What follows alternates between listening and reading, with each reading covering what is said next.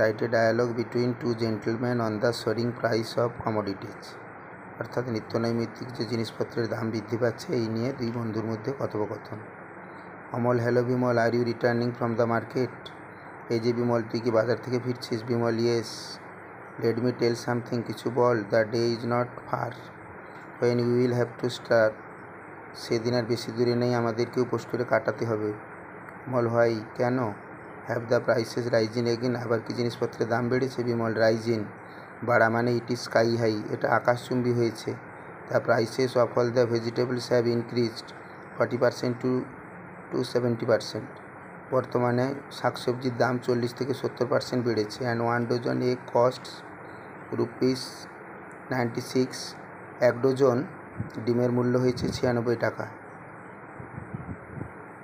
Don't even mention specialties like the Hilsa. Middle class people like us have to satisfy themselves by only looking at it. হিলসার কথা বললে তো মধ্যশ্রেণীর মানুষরা কেবলমাত্র সেটার দিকে তাকিয়েই দিন কাটায়। Amal, I know.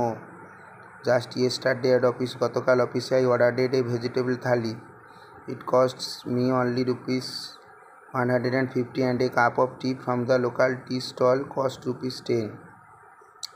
এক থালি ভেজিটেবল ভাত যেটা 150 টাকা এবং স্থানীয় দোকান থেকে এক কাপ চা যার মূল্য 10 টাকা। বিমল, হোয়াট টু সে, কী বা বলার আছে? One day the prices of petrol or cooking gas increases our stress. একদিনে পেট্রোলের দাম, রান্নার গ্যাসের দাম আমাদের স্ট্রেস বাড়িয়েছে। দ্য নেক্সট ডে, পরের দিন, the price of essential items worries, আমাদেরকে চিন্তায় ফেলছে। অমলে, rise in the prices of oil in the international market, আন্তর্জাতিক স্তরে পেট্রোলের দাম has cost the prices of petrol, আন্তর্জাতিক স্তরে তেলের দাম বর্তমানে পেট্রোলের দাম বাড়িয়েছে। Diesel etc to go up, এগুলোর দাম বেড়েছে।